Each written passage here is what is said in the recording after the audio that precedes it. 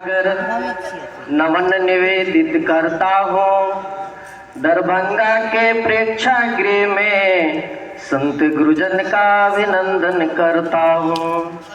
आप सभी ने दर्शन देकर हम सबका मान बढ़ाया है। करता हूँ अभिनंदन गुरुवर, सम्मान आपसे पाया है। कबीर सत धर्म जग में सत का राह दिखाता है। कबीर सत धर्म जगत में सत का राह दिखाता है। आप सभी संत गुरुजन इस भूखे भाग्य विधाता है। सदगुरु के प्राकट दिवस पर सदगुरु के प्राकट दिवस पर हृदय से स्वागत करता हूँ। हे प्रियजन मेरे हृदय निवासी, आभार प्रकट मैं करता हूँ। आभार प्रकट मैं करता हूँ। साहिब बंदगी विश्व गुरु के हृदय स्थली संसार में विहार करने वाला, बिहार राज्य के गोद में पौराणिकता के गढ़ पर विश्व वंदनीय संत सम्राट सदगुरु कबीर साहेब के डंका बजाने वाली मिथिला के पावन धरती अवस्थित दरभंगा जिला समाहरणालय के सटे प्रेक्षागृह लहरिया सराय में कबीर सद्धर्म फाउंडेशन के तत्वावधान में सदगुरु कबीर प्राकट्य दिवस के पावन अवसर पर एक दिवसीय सदगुरु कबीर विचार संगोष्ठी की अध्यक्षता कर रहे बचन वंशीय मूल गादी रोसड़ा के परम पूज्य आचार्य हुजूर साहेब जी समारोह के सम्मानित अतिथि के रूप में आचार्य पीठ बड़ा मठ धनवती के परम पूज्य उत्तराधिकारी आचार्य एवं कबीर मठ तुर्की के परम पूज्य महंत डॉक्टर सुंदरदास शास्त्री साहेब, मंच संचालन कर रहे सदगुरु कबीर जागो धर्माचार्य स्थान विद्युपुर वैशाली के परम पूज्य आचार्य महंत साहेब रमेश दास जी, सदगुरु कबीर ब्रह्मचारी आश्रम पलारी छत्तीसगढ़ के परम पूजनीय महंत साध्वी सुश्री सुचिता साहेब जी, सदगुरु कबीर आश्रम सावर कुंडला गुजरात के महंत श्री नारायण साहेब जी, कबीर आश्रम पटना के परम पूज्य महंत धर्मवीर भास्कर साहेब जी, सदगुरु कबीर विचार मंच के संचालक सदगुरु कबीर विचार मंच पर उपस्थित सदगुरु कबीर विचार मंच पर उपस्थित कबीर आश्रम जजुआर मुजफ्फरपुर के परम पूज्य सदगुरु रीतलाल साहेब जी, आज के इस संगोष्ठी के दो महान तपस्वी जिन्होंने इस तपती धूप की गर्मी में बिना किसी परवाह किए जन जन तक संवाद पहुंचाने, आमंत्रण निमंत्रण पहुंचाने, वैसे तो सभी लोगों का योगदान बहुत ज्यादा रहा है। सभी महान तपस्वी हैं। एक कबीर सद्धर्म फाउंडेशन ट्रस्ट के कार्यकारी अध्यक्ष परम पूज्य महात्मा महेश साहेब जी एवं ट्रस्ट के युवा निदेशक मेरे परम सहयोगी प्रिय संत अमित कुमार जी, कबीर सद्धर्म फाउंडेशन ट्रस्ट के संस्थापक सदस्य पूज्य महंत राम स्वरूप साहेब जी, महंत चंदन साहेब जी, महंत आजाद साहेब जी, महंत सत्यनारायण साहेब जी, महंत रामचंद्र साहेब जी, सर्वे संत बद्री साहेब जी, ट्रस्ट के सभी सम्मानित पदाधिकारीगण एवं सभी सम्मानित सदस्यगण। अभी बिहार सरकार के जो मंत्री हैं वो नहीं आए हैं अभी तक, उसका भी हम अभिनंदन करते हैं। और हमारे सभा में उपस्थित सभी अतिथिगण, कबीर विचार संगोष्ठी में उपस्थित दूर दूर से आए सभी पूज्य संतगण, महंतगण, बड़े बुजुर्ग अभिभावकगण, शक्ति स्वरूपा माताओं बहनों, नन्हे मुन्ने बच्चों, हृदयांगन में विराजमान मेरे युवाओं, मेरे मित्रगण, शिक्षकगण, मीडिया के सभी बंधुगण, कार्यक्रम में प्रत्यक्ष एवं अप्रत्यक्ष रूप से सहयोग करने वाले सभी परिवारजनों को मैं शंभू दास संस्थापक कबीर सद्धर्म फाउंडेशन परिवार की ओर से आप सभी का हार्दिक अभिनंदन, स्वागत एवं चरण वंदन करते हुए अपने हृदय की गहराई से आप सबों का आभार प्रकट करता हूँ। पूज्यवर, आज का दिन बहुत ही महत्वपूर्ण है क्योंकि हम सब मिलकर देश और दुनिया को दशा और दिशा देने के लिए एकत्रित हुए हैं। दुनिया अभी जल रही है, अशांत फैली हुई है, उसको एक रास्ता देने के लिए, एक दिशा देने के लिए हम लोग इस कबीर विचार संगोष्ठी में उपस्थित हुए हैं। आप सभी भली भांति जानते हैं कि इसी पूर्णिमा से 627 वर्ष पूर्व जब मानवता शर्मसार हो रही थी, एक तरफ जब हिंदू मुस्लिम एक दूसरे के खून के प्यासे बन चुके थे, मुस्लिम आक्रांताओं ने तलवार के बदौलत गैर मुस्लिमों को मुसलमान बनाने पर तुले हुए थे, तो दूसरे तरफ तथाकथित ब्राह्मणवाद छुआछूत के नाम पर पाखंड और ढोंग को बढ़ावा दे रहा था।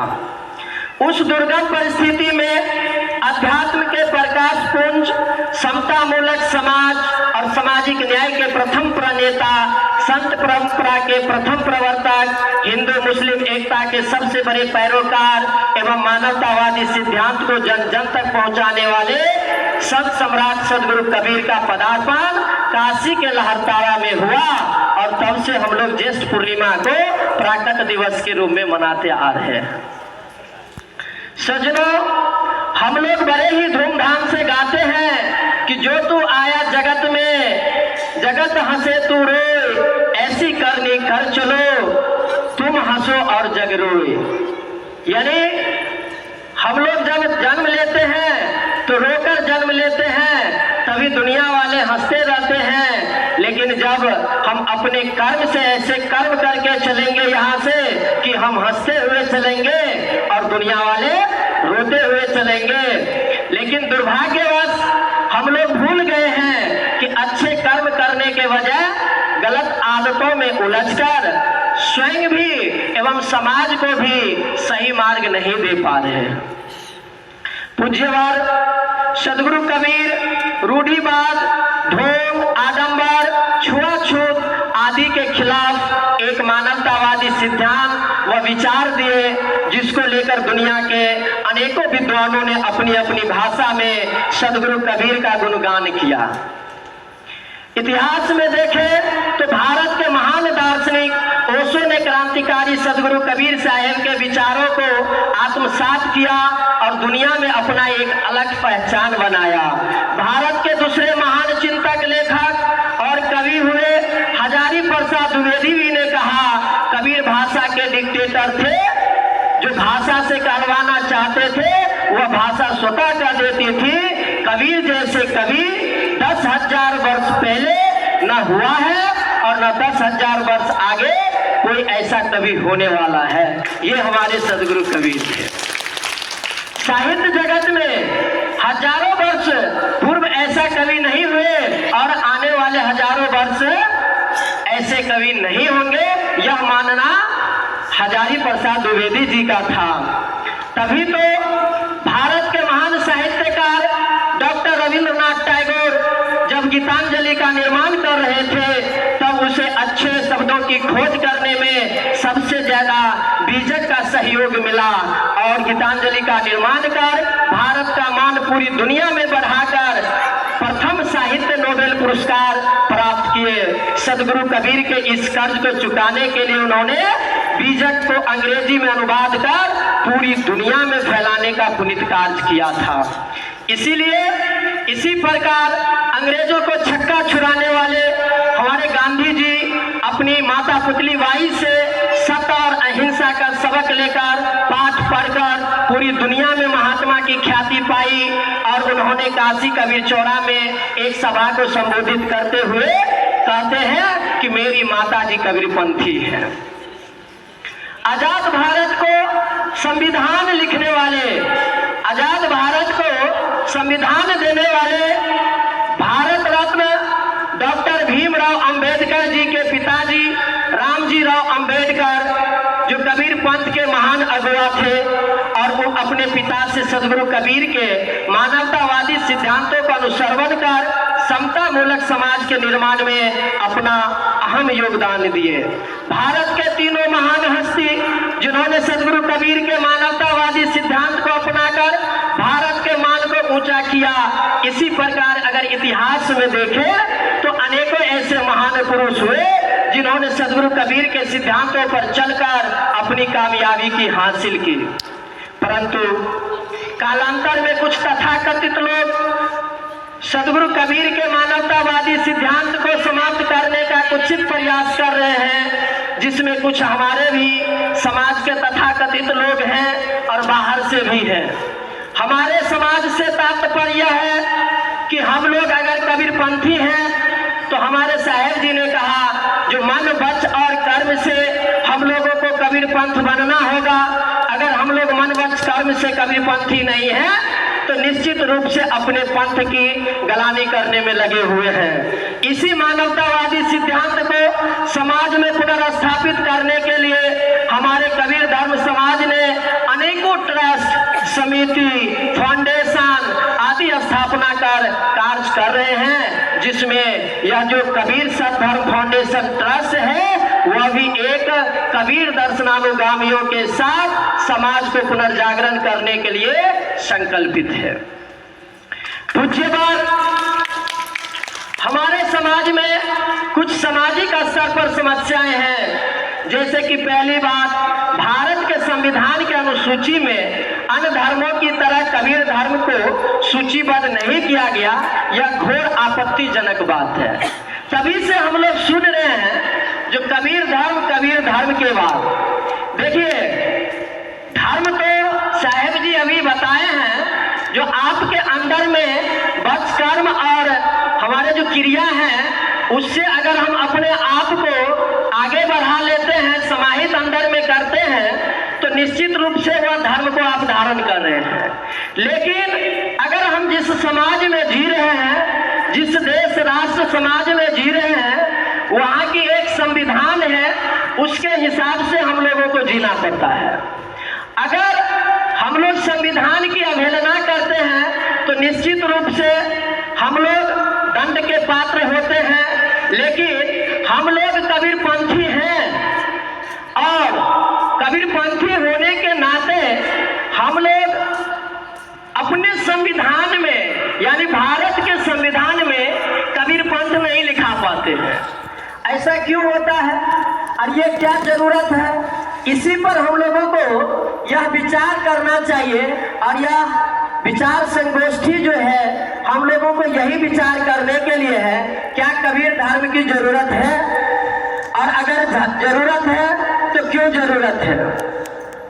जैसे अगर हम लोग देखें तो बहुत सारे कबीरपंथी हैं, लेकिन जो जाति से बिल्कुल अलग बात करने वाले हैं, धर्म से, जो हिंसा से या क्रूरता से अलग करने की बात करते हैं। जैसे एक उदाहरण हम आपको देना चाहते हैं, बाबा साहेब अम्बेडकर की बात ले, और इधर तो बहुत सारे ऐसे कबीरपंथी हुए हैं जो कबीरपंथ में नाम के लिए कंठी तो सदगुरु से लेते हैं, लेकिन अपने आप को धर्म, हिंदू धर्म को भी छोड़ना चाहते हैं, लेकिन कहाँ जाना चाहते हैं तो बौद्ध धर्म को स्वीकार करने के लिए चले जा रहे हैं।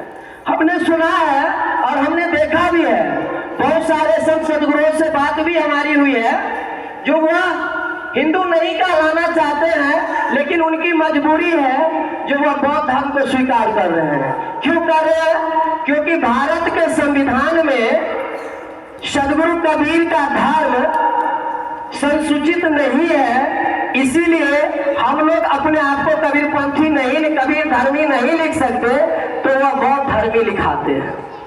इसीलिए कबीर धर्म को भारत सरकार के संविधान में संसूचित करवाना अति आवश्यक है और इसे हम लोगों को समझना चाहिए और समाज में भी समझाने का एक प्रयास किया जाना चाहिए। और यह काम आसान नहीं है और अकेला कोई व्यक्ति, अकेला कोई संगठन नहीं कर सकता है। इसके लिए पूरे समाज में जितने भी संगठन हैं सबको एक होने की जरूरत है। इसी तरह से दूसरी बात, सदगुरु कबीर के जीवनी में मनगढ़ंत बातों को बताकर समाज को गुमराह करने का असफल प्रयास किया जा रहा है, जिसको पहचान कर वास्तविक वास्तविक सिद्धांतों को बताने की जरूरत है। जैसे कोई कहते हैं कबीर साहब एक कुमारी ब्राह्मणी के गर्भ से पैदा लिए और उनको लोक लज्जा के कारण पोखरी में जाकर फेंक दिया गया, वही सदगुरु कबीर है, जिसका कोई प्रमाण आज तक नहीं मिलता है। जो हमारे साहित्यकारों ने, जो इतिहासकारों ने, और जानते ही है वो साहित्यकार कौन थे, वो इतिहासकार कौन थे, तो वही थे जो लोग हमको कुत्सित प्रयास कर रहे हैं खत्म करने का, तो उन्होंने इस तरह का मनगढ़ंत बात किया है। कुछ लोग कबीर साहब के बारे में अनर्गल बातें करते हैं, कोई दास कहते हैं, कोई जुलाहा कहते हैं, कोई कुछ कहते हैं, कोई कुछ कहते हैं, लेकिन सदगुरु कबीर की वास्तविक बातों को नहीं समझते हैं। इस बातों को हम कबीर पंथियों को पूरे समाज में लेकर जाना होगा और समझाना होगा, तभी जाकर हम लोग वास्तविक कबीर पंथी हो सकते हैं। तीसरी बात कि सदगुरु कबीर साहब के नाम से जितने भी संपत्ति है वो आज प्रशासनिक चुप्पी के कारण कहीं न कहीं बर्बाद हो रही है। आप देखें कबीर पंथियों को खत्म करने का जो प्रयास किया जा रहा है, आप देखें तो कबीर पंथियों के पास जमीन की कोई कमी नहीं है, संपत्ति की कोई कमी नहीं है, लेकिन हम कबीर पंथियों का सहयोग नहीं हो पा रहा है, ना उधर से हो रहा है, ना हम लोग इधर से कर पा रहे हैं। जैसे अभी धनौती के हमारे पूज्य आचार्य सुंदर साहेब जी हैं, उनके यहाँ हमने सुना है तुर्की मठ पर जब हम ट्रेनिंग के पीरियड में गया था, तब वहाँ पर हमने सुना जो वहाँ पर 1400 एकड़ जमीन उस मठ में था, लेकिन अब उस मठ में मात्र 200 एकड़ जमीन बचा हुआ है। वो जमीन कहाँ गया?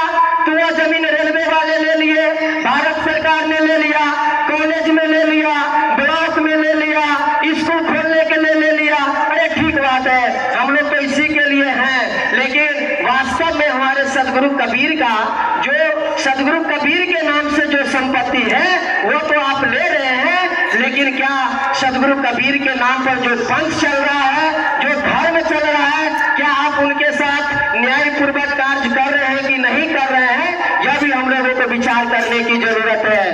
और चौथी बात यह है, यह न्यायपूर्ण बात हम आपको समझा देते हैं, यह जमीन कहाँ है और कहाँ जा रहा है, इस बिंदु पर हम लोग चर्चा कर रहे हैं। जैसे बिहार में बिहार धार्मिक न्यास बोर्ड का गठन किया गया है बिहार सरकार के द्वारा, और वह बिहार धार्मिक न्यास बोर्ड में पूरा हिंदू का जितना मंदिर है वह सब उसमें शामिल किया गया है, और उसी में हम कबीर पंथियों के मठ को भी शामिल कर दिया गया है। जैन को अलग कर दिया गया, सिख को अलग कर दिया गया, उन्होंने आंदोलन किया, तो बौद्ध को अलग कर दिया गया, सबको अलग कर दिया गया, लेकिन हिंदू धर्मावलंबियों के साथ इस कबीर धर्मावलंबी के जितने भी संपत्ति और जो भी जायज वर्ग है, जो भी सिद्धांत है, उसको वह बिहार धार्मिक न्यास बोर्ड में शामिल कर दिया गया है। ठीक है, इसका भी हमें कोई दुख नहीं है, तकलीफ नहीं है, लेकिन आप लोग इस बात पर विचार करें, क्या हमारे कबीर पंथ में विद्वानों की कमी है?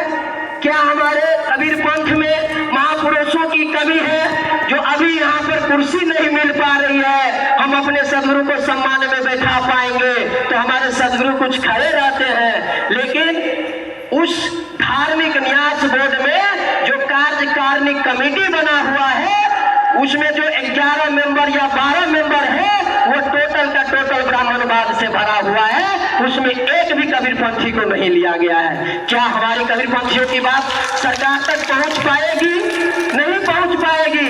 हमारे रोसड़ा बचन वंश से मूल्य गादी रोसड़ा हजूर का भी मठ उसी धार्मिक न्यास बोर्ड से रजिस्टर्ड है, उसमें भी इनका सब कुछ वहीं से होता है, परंतु आज तक बिहार सरकार ने हमारे धार्मिक स्थल जो हमारे पौराणिक स्थल के रूप में है, जो किसी मुसलमान के लिए काबा हो सकता है, किसी हिंदू के लिए अयोध्या हो सकता है, तो हम कबीर पंथियों के लिए यह कमी उस सरकार की नहीं है, वह कमी हम लोगों की भी है। और हम लोगों में सबसे बड़ी कमी यही है, हम तो एक दृष्टता नहीं करना चाहते हैं सदगुरुओं के बीच, लेकिन प्रार्थना करते हुए, क्षमा मांगते हुए एक दृष्टता करना चाहता हूं कि आप लोगों के चुप्पी के कारण, आप लोगों के शांति के कारण ये सब अन्याय हम लोग सह रहे हैं। जिस दिन आप लोग हम लोगों को आदेश दे देते हैं,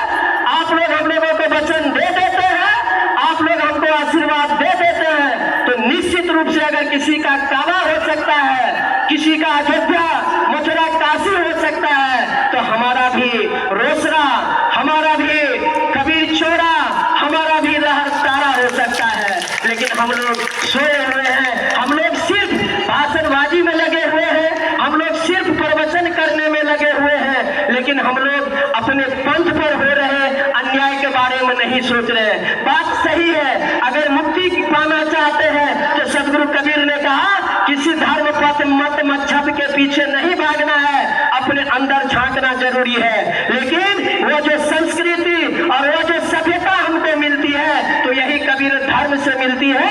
अगर हमारा कबीर धर्म नहीं बचेगा तो हम लोग अपनी संस्कृति और सभ्यता को ग्रहण नहीं कर पाएंगे और अपने बच्चों के बीच नहीं ले जा पाएंगे। और आज दुर्भाग्य से हम लोगों को कहना पड़ा है, अभी देखें इस प्रेक्षागृह में हम लोग सैकड़ों की संख्या में उपस्थित हैं, कितने प्रतिशत युवा वर्ग हम लोग यहाँ पर इकट्ठा कर पाए हैं?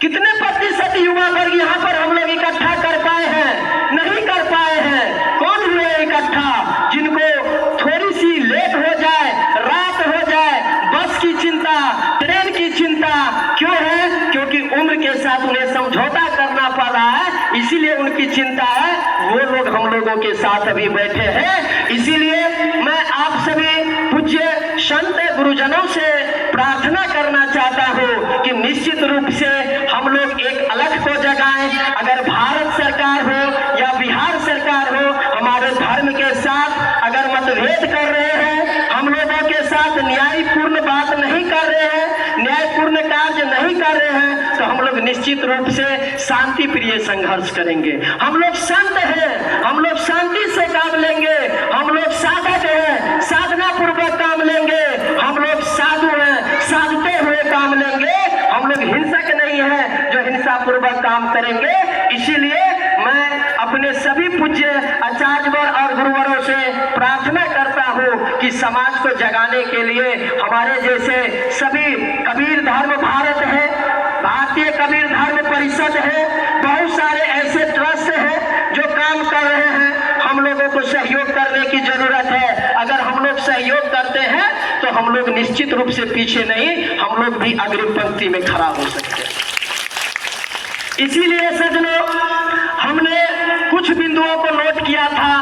पांचवी बात है कि हमारे समाज में जनगणना की बातें बहुत सारे मिली है और अब बिहार सरकार तो जाति गणना करा ली थी, लेकिन अब भारत सरकार कराने जा रही है जाति आधारित गणना, जनगणना, और पूरी जनगणना भी वो कराएंगे जिसमें जाति को भी शामिल कराएंगे। लेकिन उसमें हम लोग देखें कि 1891, 1901, 1911 इत्यादि जो जनगणना हुई थी, अगर हम लोग उसको देखें तो हम लोग कबीर पंथी में जनगणना किए जाते थे।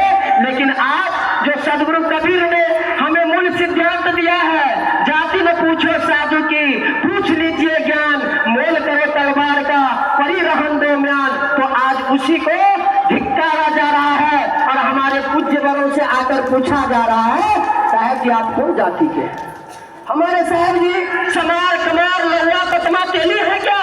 हमारे साहब साहिब हैं, साहब सबका बाप है, बेटा का होता ना है, जो बेटा बन आया वो तो साहब है, वो साहब हमारे हैं, जिनसे ज्ञान पूछने के बजाय वो हमारी जाति को पूछ रहे हैं। इसीलिए हम एक युवा के नाते आप सबों के बीच आशीर्वाद लेने आए हैं। आशीर्वाद लेने के लिए आप सबों से निवेदन प्रार्थना कर रहे हैं कि अगर आप सभी ऐसे युवाओं को आशीर्वाद दें, सहयोग दें, तो निश्चित रूप से जो हमारे साथ अन्यायपूर्ण कार्य किया जा रहा है तो हम लोग उसमें संघर्ष करके अपने पंथ के लिए, अपने धर्म के लिए काम करेंगे।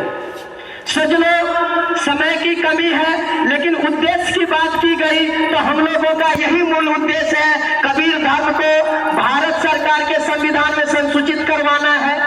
हमारा यही मिशन है जो बिहार धार्मिक न्यास बोर्ड में जो हमको शामिल कर दिया गया है, लेकिन हमको कोई कमेटी में नहीं रखा गया है, तो हमको उससे बाहर कर दिया जाए। हम यही उद्देश्य लेकर के आप सबों के बीच आए हैं और 2 मिनट के अंदर हम अपनी बात को खत्म करने से पहले कुछ इस पर चर्चा कर लेना चाहते हैं। यह जो कबीर सतधर्म फाउंडेशन ट्रस्ट देख रहे हैं, यह एक ऐसी संस्था है जो आप सबों के सहयोग से हमने इसको आगे बढ़ाने का संकल्प लिया है।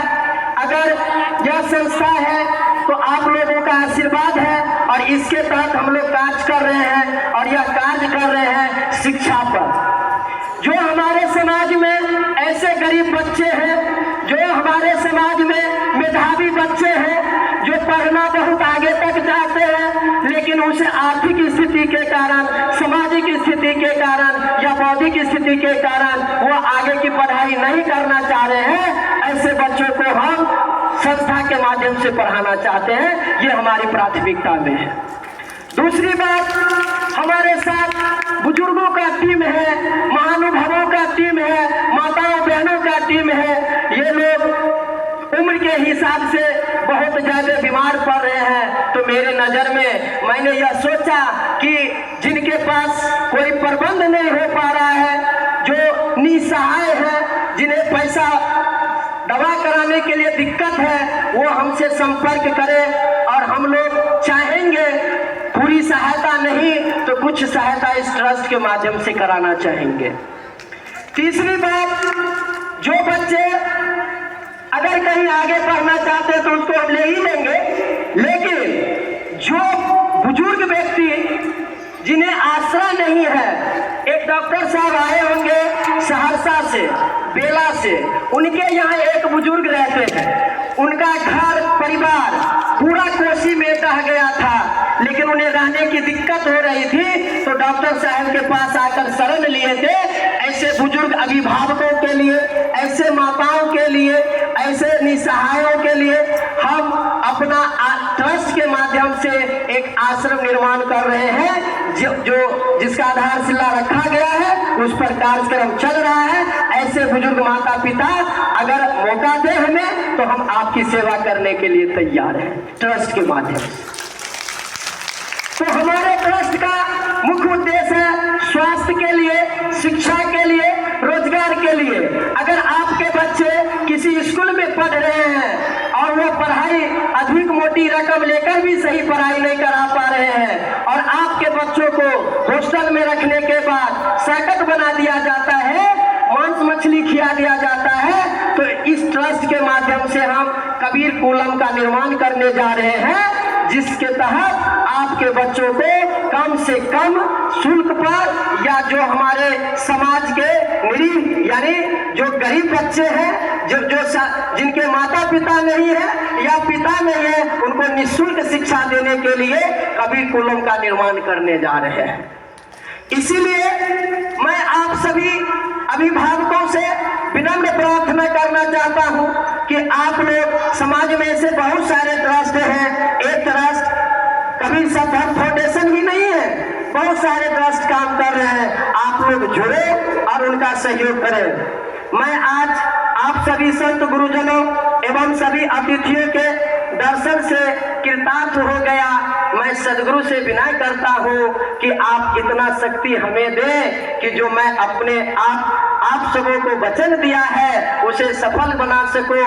मैं कबीर सतधर्म फाउंडेशन के सभी सहयोगियों, कार्यकर्ताओं, माताओं बहनों, संत गुरुजनों, आचार्यों सहित समस्त उपस्थित महानुभावों को कृतज्ञता ज्ञापित करता हूँ कि आप सभी ने दर्शन देकर मुझे कृतार्थ किया है। और इसी के साथ हम क्षमा प्रार्थी भी हैं, जो हमारी व्यवस्था में कुछ कमी भी रही है, बहुत कमी रही है, आपसे हम क्षमा चाहते हैं। जो पहली बार हमने यह कार्यक्रम उस जगह आकर किया जहां हमारे सहायक में कोई लोग खड़े नहीं थे। आप लोगों ने सहयोग किया, आप लोगों ने साथ दिया, आप लोगों ने प्रेम दिया, आप लोगों ने सहयोग दिया। इसके लिए हम हृदय से आभार प्रकट करते हैं। इन्हीं चंद शब्दों के साथ अपनी वाणी में भी विराम लगाते हैं।